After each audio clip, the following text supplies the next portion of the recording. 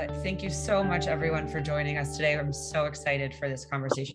I've been, waiting for this myself, counting down like Christmas for a couple of weeks. So can't wait to speak with both of you. I'm Mel. I am one of the co-founders of MIRZA.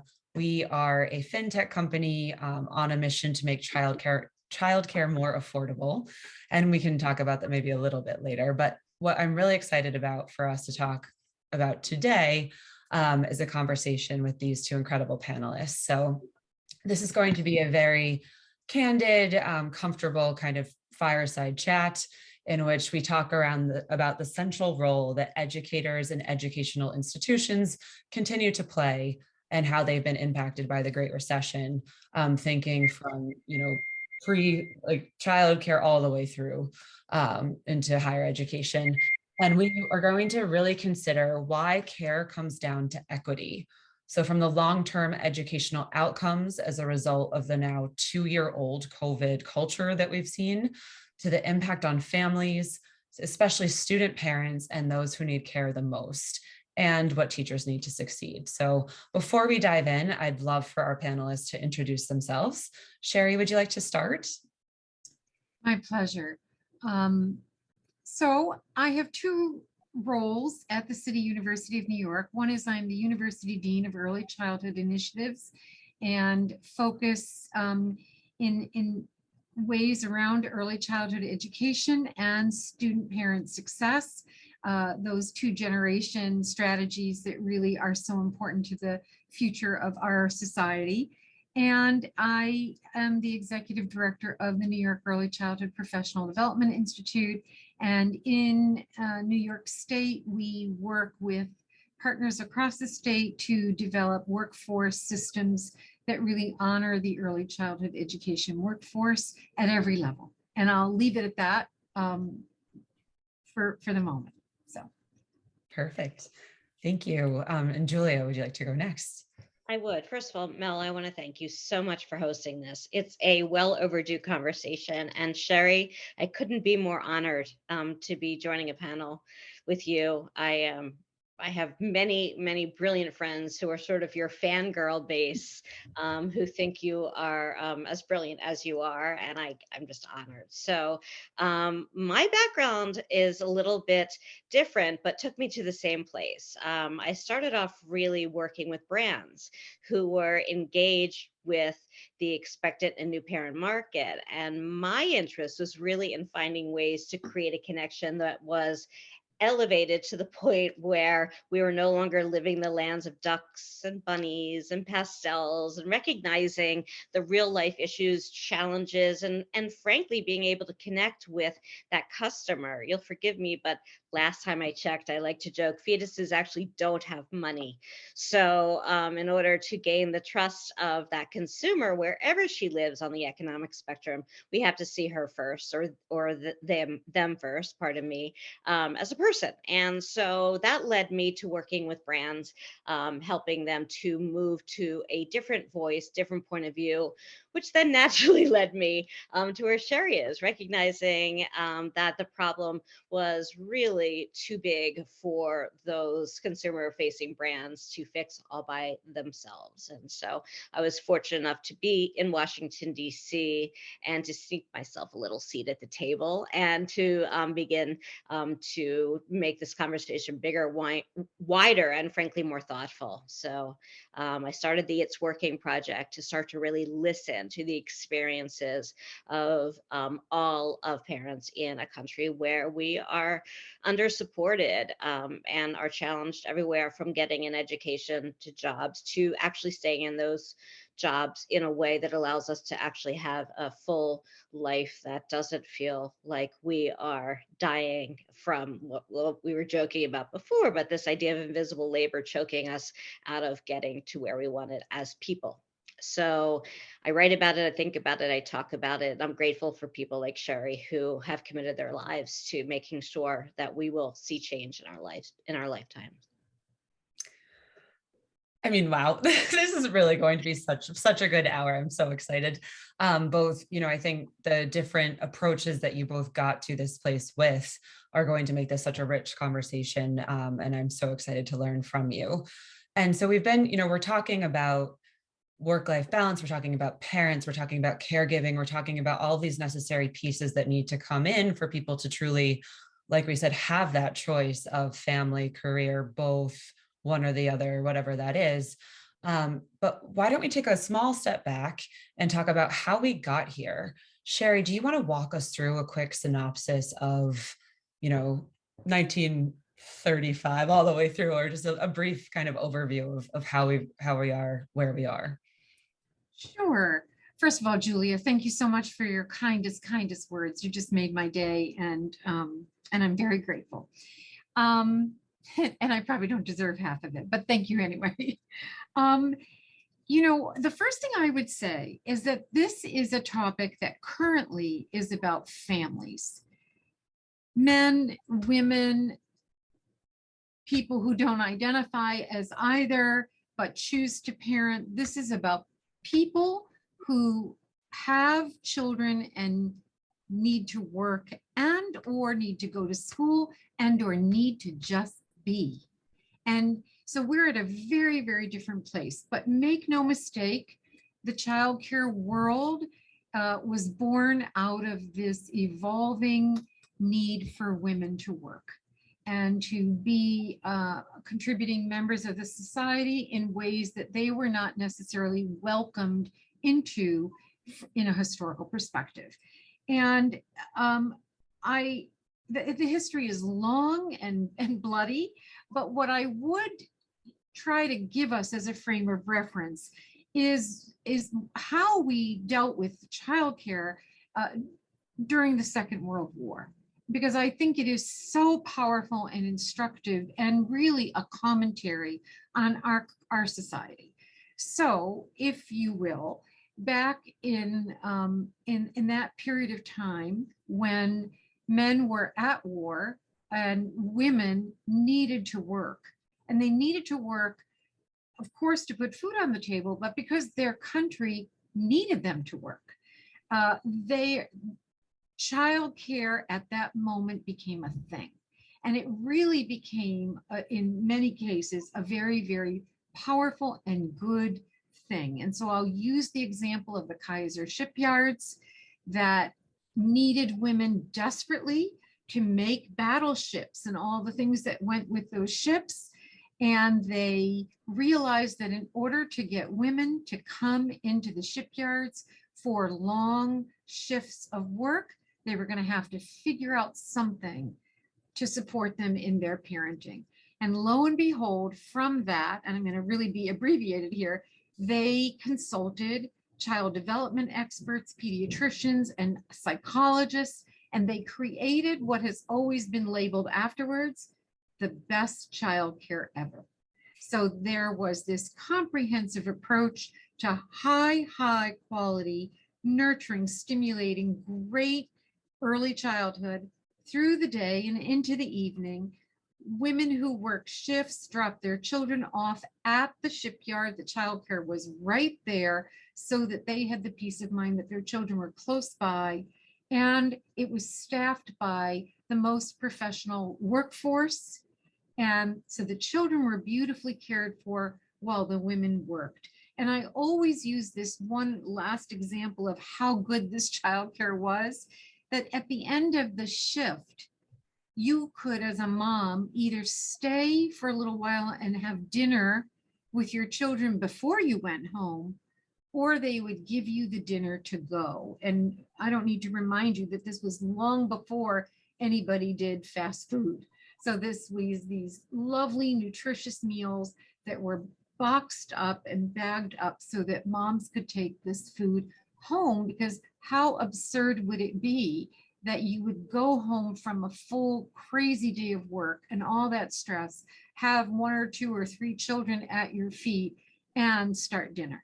And so it was this very holistic way of really understanding what it was to support women that work. And then it will come to no surprise to anybody joining us today that as soon as the war was over and the men came home, the women were pushed back into the home and men took over those work jobs, and childcare disappeared from the vernacular. And So it tells us we know how to do it. We know what it looks like. We know why to do it. But over the years, we have really diluted that exact thing. And we see childcare now in a very, very different light. People who can afford the best pay for it. People who cannot afford it get what's left. And very often that is, I will go out on a limb and say that is always or almost always underfunded, understaffed, undersupported in every way. And we are seeing the ramifications of that through the pandemic. It was bad before, and we should be very clear about that. But we have seen through the pandemic, women have left the workforce, and I'm sure that Julia will touch on this, in droves. So no matter how advanced we are within our roles around gender, it still falls to the woman to be responsible for the child care by and large. And we're in a real conundrum that I know we're going to talk about, but I'll stop there for the moment. I think, Sherry, you make some very good points. The word quality is I think the most essential bit of everything you've said, because not only was it the quality of care. Last time we spoke, the whole concept of either providing a meal to go or to stay in, you said to me, and that was quality food. And I think forward to the late 60s and early 70s, and not only did the quality of care disappear, but the quality of food, you say fast food, yeah, that was not quality. The Hungry Man dinners and that sort of thing, right? Those were, I mean, if somebody loves them, forgive me, maybe there's a lot of nostalgia attached to it, but we're asking people to lower their expectation for quality. But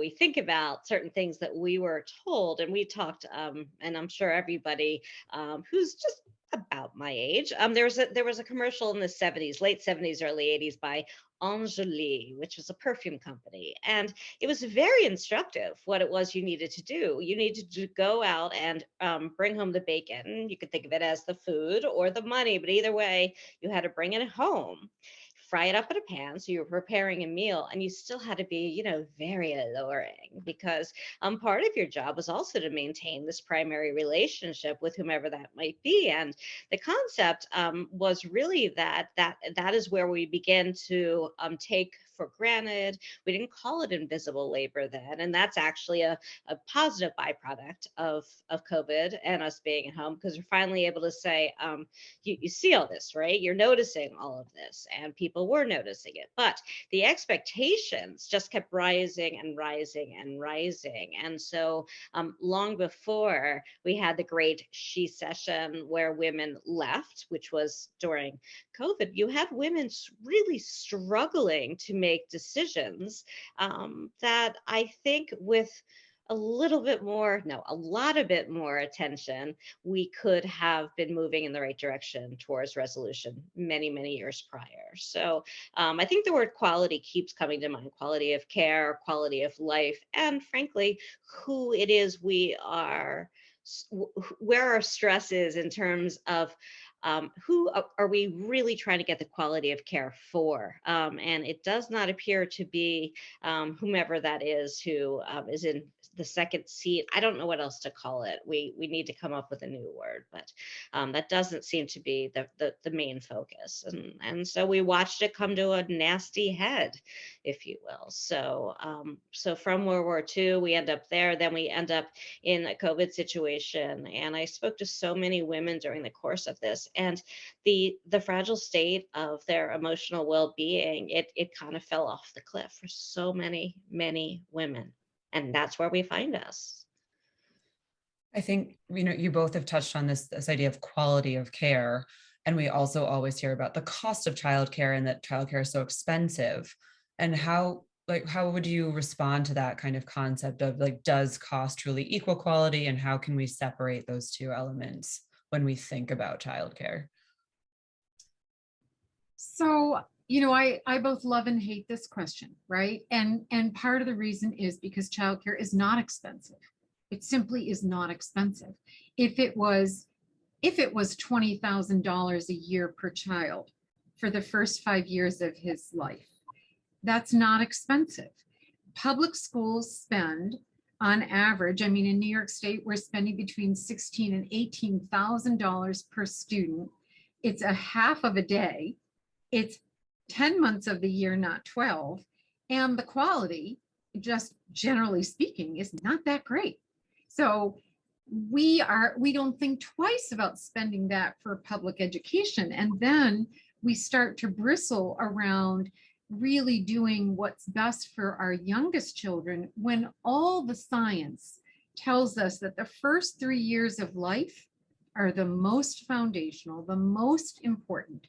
And so we know, and on top of that, we know that the return on investment for high quality early childhood is exponential. So whether you read the study that says it's $1 for every $7 for every $1 or $14 for every $1, it doesn't matter. There isn't a better investment in the country that we have access to. So, and I would argue that we've done a lot of work on long-term return on investment, but we have an immediate return on investment because, and I think that may be where people get confused, because childcare has an immediate return on investment, a midterm return on investment, a long-term return on investment. Childcare is a workforce initiative, but it's also an early childhood education initiative. And people are often confused, like, what is it? It's everything. It's all of that. And we're sophisticated enough as adults to manage complex concepts, as if to say it's all of that. So is it expensive? It's not expensive. It is incredibly inexpensive. And if you figure in the ROI, it's crazy cheap and really brilliant. Here's where the conundrum lies. In this country, for whatever reason, we feel that this responsibility to be a parent and work falls squarely on the shoulders of the family. And that's perverse, because really high quality childcare costs just about what public education in higher ed costs, right? But if I'm going to have a college student in 18 years, I've had 18 years to save. B, I'm in my mind, I'm saying it's for 4 years on average, maybe 5, because most kids take 5 years to finish a higher education undergraduate degree. But I'm also 18 years into my earning capacity. So I make more. But as a new parent, I've had less than 9 months to prepare. Most of us don't know we're pregnant on day 1. So we've had less than 9 months to prepare. We're at the very beginning of our earning capacity. And we don't have the resources to pay for the childcare. So in this country, we have the best financial aid system in the world, envied by all, for people in that 18-year time slot with much more earning capacity, but we have nothing for our early childhood system. And that's a dramatic social flaw. It's a policy flaw, and it's ignorant. It's silly to not be understanding of that. And if you don't buy that argument, then you go right back to the greater good argument that we can't afford not to do high quality childcare for everybody, because we are the primary benefactors of that, not the family. And we have to really understand those. Maybe there are complexities. I don't think it's that complex, but we have to understand that. So not expensive. It's a deal. It's a great deal. One last thing, what is expensive in this country? A new sports stadium, not expensive. We have them in every city, and they cost billions of dollars, and they're open 1 day a week, 4 months of the year, right? On average. So we have to be comfortable talking about what's expensive. So I'll stop there for now. I'd like to, first of all, Sherry, yes, I'll just say yes. I, I have long believed that this needs to really balance itself out between the public and the private sector. I don't believe that any amount, and this sometimes gets me shot. But here I'm still here. I don't believe that any amount of legislation will completely resolve this issue. It has to be, and I do think the pandemic has helped us to get out of the "not my problem" stance of the employer. So I will say that it is there is no such thing as actual balance. It's a series of getting it together based on actual moments that are happening. Balance is what we do in yoga in an attempt to not fall down. But when we work on work life fit, what we're talking about is a lot of change that is constant, but you don't know what it's going to be. But I do want to think about something which I am calling the panini generation. We used to call it a sandwich. It was very polite, you know. You could even cut off the crust. I think of the white bread, and you could do a triangle or a square. But I think at this point, women are having babies at an average of 30 years old. And sure, you know, that may actually help in terms of how much money you've got saved. But if you're not having a child until 30 on average, and then on the other side, your parents are living much longer. The 30 something year old having a baby, are also actively doing exactly what you should be with regard to helping your parents as they age. But what that does, it adds some expenses. Absolutely, it does. But in terms of emotional labor, it is literally what happens to a panini. You've taken all these delicious things you love, your children, your work, your parents, maybe even you have friends at this point, but it's hard to maintain friendships. You have your partner and you have all these things. And if I say to you, go ahead, Mel, take one of these things out of your panini, you're going to say, no, I love everything in my panini. And I will agree with you. Unfortunately for you, I'm now going to take two blazing hot pieces of metal and I'm going to, and this is not a scientific term, smush you. And that's it, you know, and I think that's how it's going to become more and more difficult, because where we used to be able to get help from our parents with our children, if we don't have a child until 35, again, 30 is the average. So if we don't have a child until 35, 40, which is completely some standard issue, especially in certain cities, well, that help isn't coming. In fact, our we're being asked to give and give and give, and so we're really going to have no choice. There is no reframing the concept of being, again, smushed. If anybody wants to give me a better word, Sherry, you must have a better word than smushed. But yeah, oozing, goozing out of the sides. This is not a sandwich. This is a panini, and it's torturous. So when people talk about getting help from their parents, I think that's going to be a wonderful nostalgic thought, unless you're having children much younger. And I think that just adds to the pressure and the intensity. So I don't disagree with you, Sherry. I just think there's going to be a hell of a lot more costs than just child. Yeah, that support kind of all the way through I think we are the sandwich generation, aren't we? Like this millennial generation is what they're calling us. Is your panini metaphor is perfect, is that we are going to be responsible for both our own children, our parents, and we don't have the earning power, you know, when we're in our 30s. It's right when our careers start to take off. If we're taking time out of the workforce, we're losing some of that ability to continue to accelerate in the same way. There's so many things that come into play. And I love the idea of framing the cost as not expensive, because it shouldn't be an individual paying for it. It should be a government supported initiative. And then the cost no longer is on the individual. So it becomes no longer expensive as in the way that we would think about it. And it does feel like a no brainer. Especially, you know, having lived outside of the US and seen what social support can do, you get a little jaded.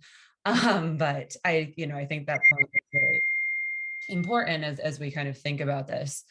And the emotional labor that you've been talking about a lot, Julia, as well. You know, women are now spending as much time with their children as they were in the 60s, but they're working 40-hour weeks.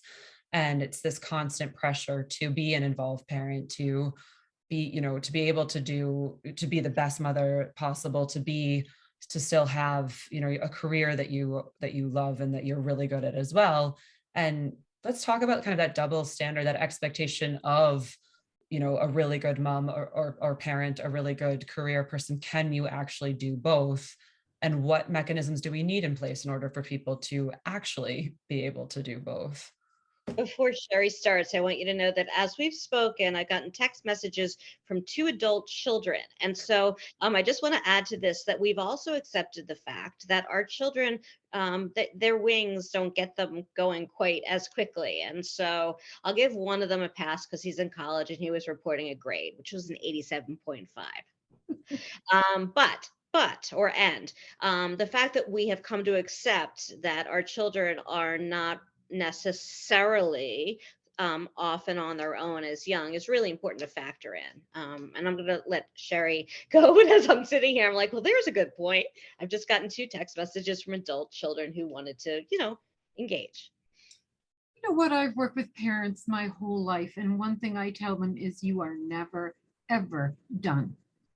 That when you have an adult child and you hear something in their voice when you call them and they say, "Hi, Mom," and you hear that thing in their voice, your whole stomach flips. And that never goes away, or at least I believe that it never goes away. So I'll say that. But here's the other, here's another piece of this work. And to your point, Mel, can you have it all? Can you be everything? Can you do everything? Nobody was ever intended to do everything. And what really high quality childcare is it serves as your extended family. Like, no 1 or 2 parents can do this by themselves. I hope that I'm not revealing a confidence, but I have an extraordinary sister who's married to an extraordinary man. And when they had their first child, who's about to get married this summer, he was a VP of this very high-powered company that shall remain nameless. She was also this high-powered analyst who made more money than I'll ever see as an early childhood person. But nevertheless, they had a baby, and it took 2 of them to get this baby diapered in the beginning, right?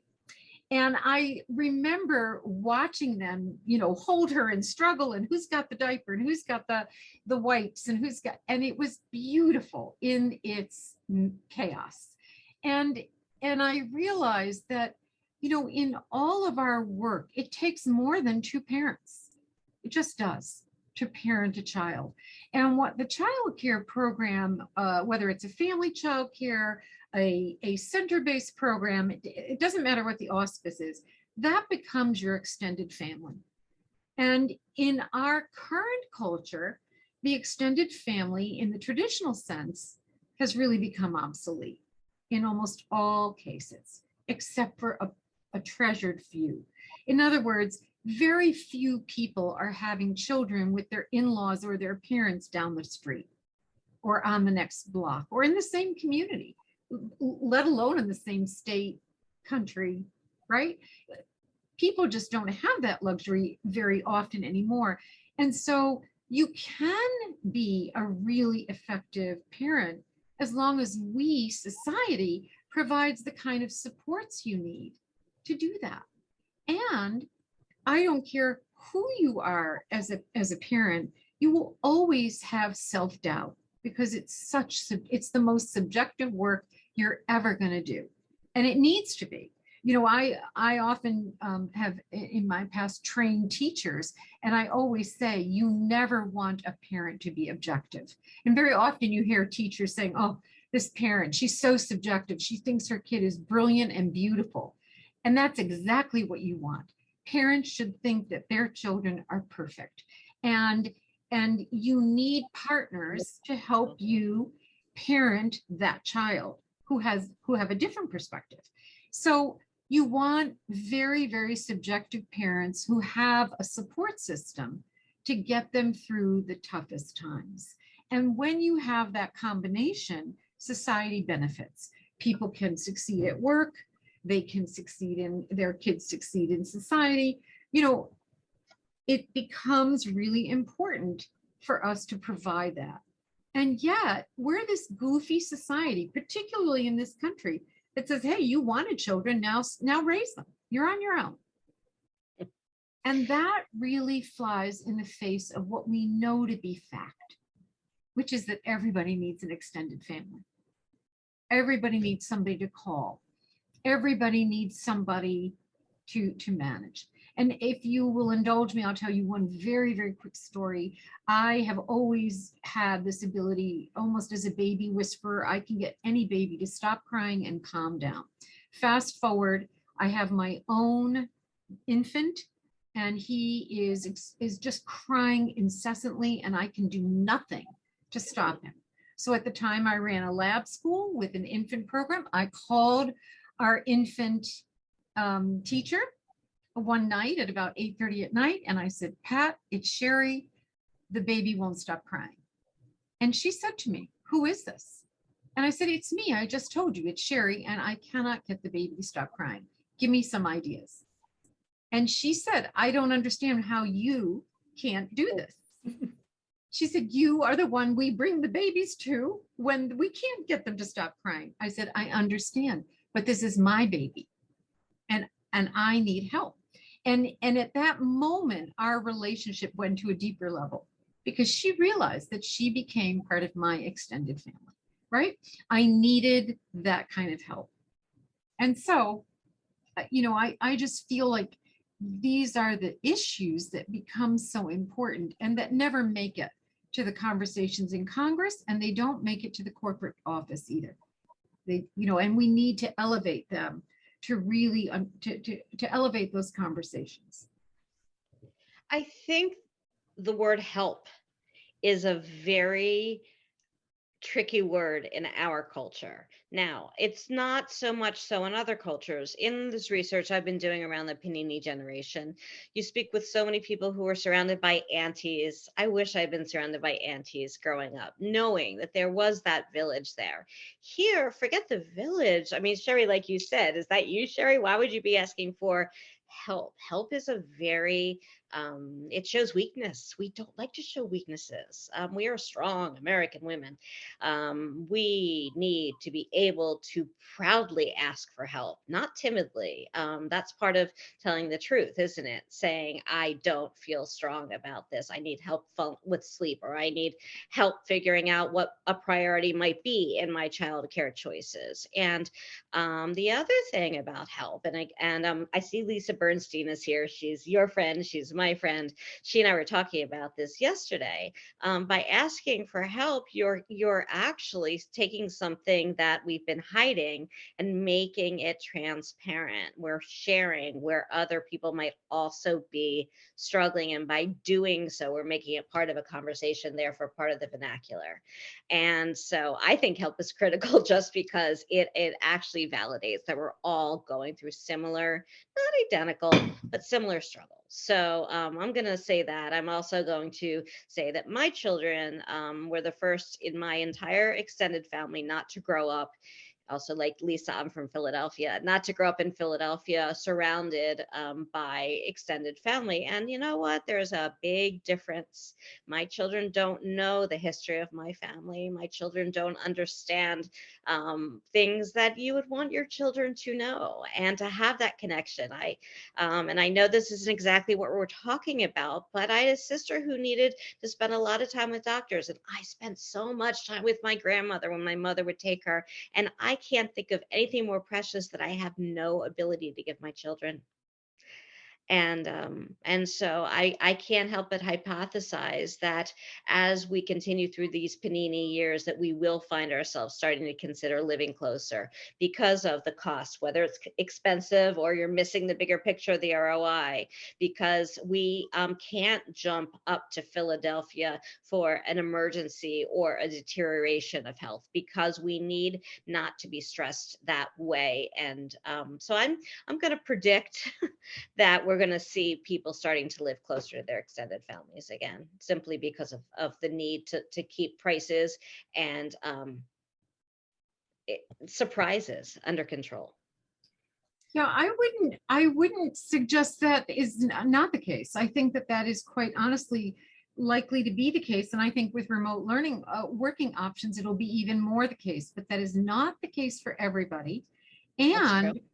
And people who work in sectors that are typically low paid don't have the option to work remotely, and they desperately need really high quality, and they deserve really high quality settings. And, you know, in non-traditional child rearing, which is now very traditional child rearing, where you don't have access to an extended family, these other adults, the nanny, the child, the family childcare person, or the family friend and neighbor childcare person, or the center-based staff, those people truly are capable and should be expected to step up as that extended family. So we need to have as many solutions and as many approaches as there are people in this huge country.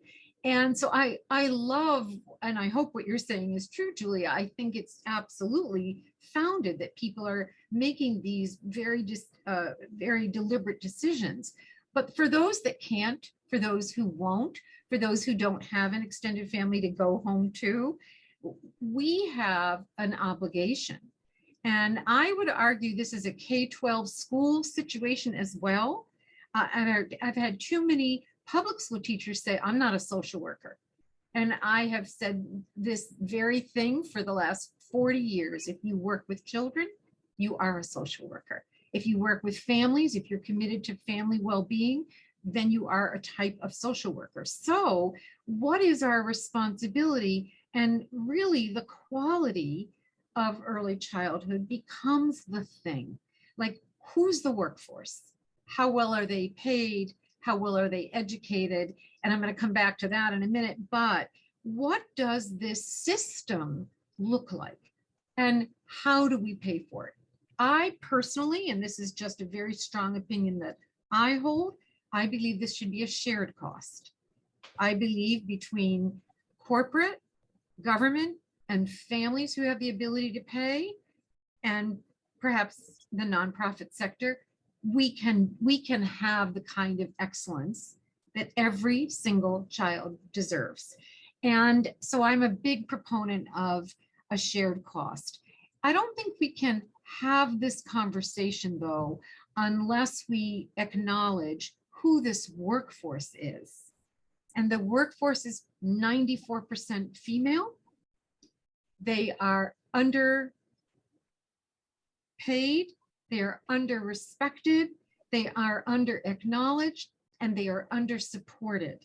In many cases, they are not under-educated, but there are plenty of challenges there as well, because some of the women in this work have not ever had an opportunity to seek the education they would if they had that opportunity. But I think we have to see this as a layered challenge in this country.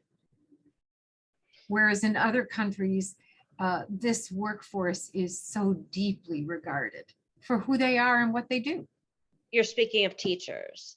And one of the things long before we got here, one of the things I worked on was just helping educators to not have to pump milk in storage closets. So, here, this is long before COVID, and the statement of value is right there.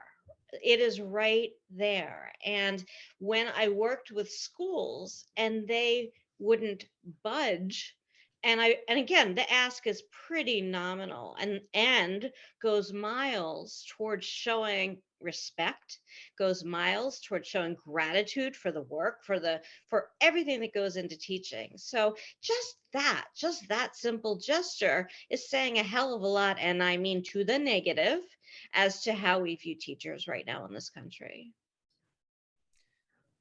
It's a sad, relation to the point that you made, Sherry, earlier about stadiums. We have schools, we have sports stadiums all over the place, and they get played in once a week, 4 months a year.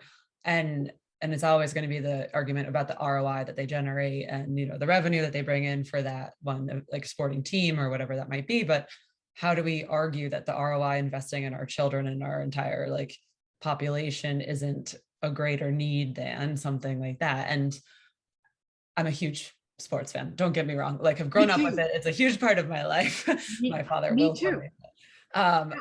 It's one of those things where, as a Yeah. society, how we got into the point where we are not valuing education, or I think that's been one of the interesting things of the pandemic, and resistance potentially to, like, I don't want to get too political, but resistance to taking self-sacrifice in order to promote the greater, like, public health or things like that. And it's a similar kind of viewpoint of, oh, I don't want to pay. You chose to have kids. I don't want to pay for that. But at the same time, like, this is our society. So what is society? How do we continue to invest in the society that we want? Right. And how do we drive that, that kind of change? And I know we're kind of coming on to the end of this hour. What are the strongest arguments that you've heard, the things that you think will move the needle from a policy standpoint, or just things that people can take away from this, and what we can start championing in our workplaces, if we are business leaders, kind of at every level of that, what can people start doing that will have those strong impacts? One of the things that I would say quickly is that the other thing that the field has not done is a very, very careful analysis of what of the childcare industry and how valuable it is. So we look at sports stadiums and how much revenue they generate, but we also have to look at what is the revenue model for childcare. People are paying for childcare every single day, whether they use public funds or private funds. It is a huge industry. And we really have not done a masterful job of capturing that. Every person that works in childcare pays taxes. We should want them to earn more so they can pay more taxes, if you want to take that approach. We have failed, and I'll take responsibility for my early childhood field for this. We have not made this argument clearly enough. So I'll say that. The other thing that I would say is we are probably closer than ever in this in this moral equation conversation, because while it is now a little bit stalled, the Build Back Better legislation is the most significant and most comprehensive approach to a birth to 5 agenda as really we've ever been. The acknowledgement that if a teacher has similar qualifications, she should be paid what a public school teacher is being paid. We agree with that 100%. I go one step further.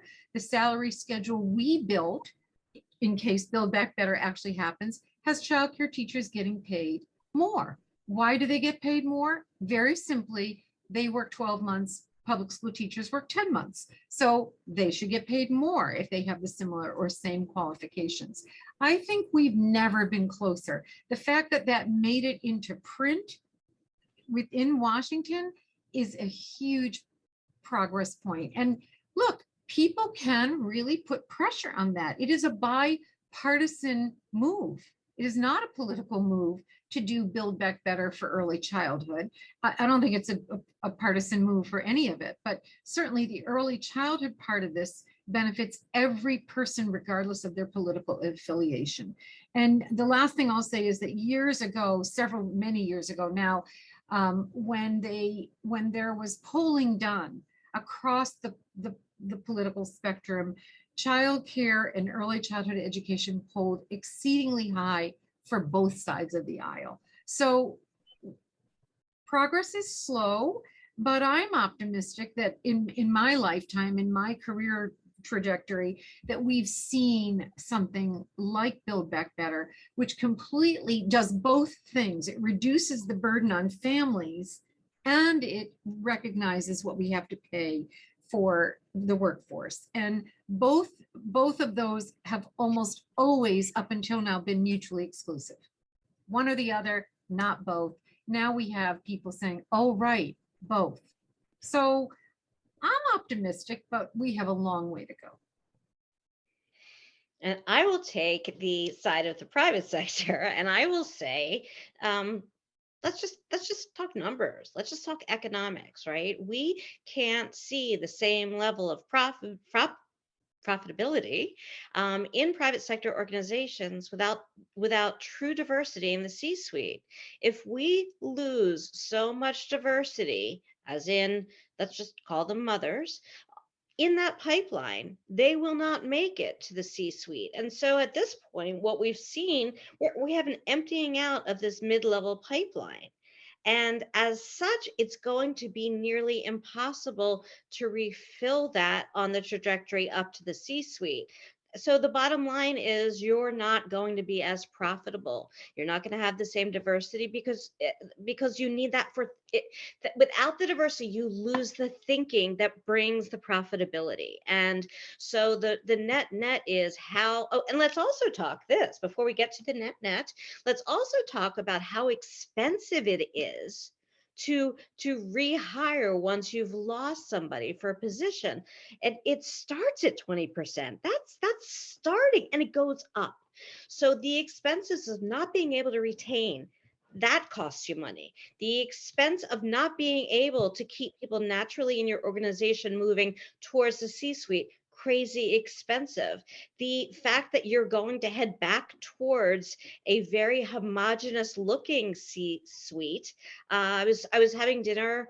I was at a fabulous event about women, focusing on women in the food space. It's like things that I love all in one place. And I was sitting next to a woman who was at a law firm in DC, nothing unusual about that. But she was explaining to me how they do not hire anybody who doesn't start at their law firm. And I thought for 2 seconds, I'm like, and so that's why you're so conservative, because all you have at the end are a bunch of white men. She said, exactly.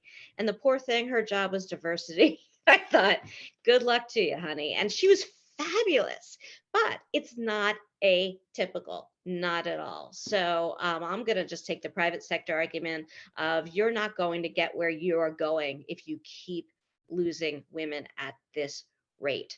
Also, women are finding that the adjustments that they had to make, whether it be identity, whether it be economics, their own personal economics, that they were so afraid of making, aren't the end of the world in terms of not being in the workforce. And, you know, we get scared. We know what we know. But during the pandemic, we had to very, you know, call it boldly or have no choice, step out. And no, it was not the end of the world. So I think that's what we have to factor in here too. Awesome. Well, thank you both of you. I think I am also optimistic. We'll say optimistic too. I think that I also feel optimistic that we can do something. You know, I think Build Back Better, like you said, is such a good start. I think women know that we need this. I think the more that we can get men to understand the role that paternity leave can play in their lives, that the role that childcare can play for them to be more involved fathers, I think that will help as well. So I think it's both structural from the top down and a massive grounds up cultural change that needs to happen, and trying to get, you know, people talking about what, you know, what does it mean to be a working parent, and to start framing this in a way that we really bring men into this discussion as well. Which now I'm going to interrupt you for 1 second. I will say that I'm going to argue, and this is important, that while you might say that childcare, you know, it's whatever you want to call it, women's work or whatnot, elder care is not approached the same way. And I do believe in my heart of hearts that one of the primary errors we made was focusing on childcare and not thinking about the elder care, because it was very easy to dismiss this as not my problem. Sherry, you may disagree, but I spoke to a man who, again, can't name names, who ran an organization, can't name that name either, that has to do with childcare. And it wasn't until his mother, who was living 5 states away, had an emergency sort of slip and fall situation, that he had his epiphanal moment. And I was kind of scared by the fact that that epiphanal moment came well after he was running this organization.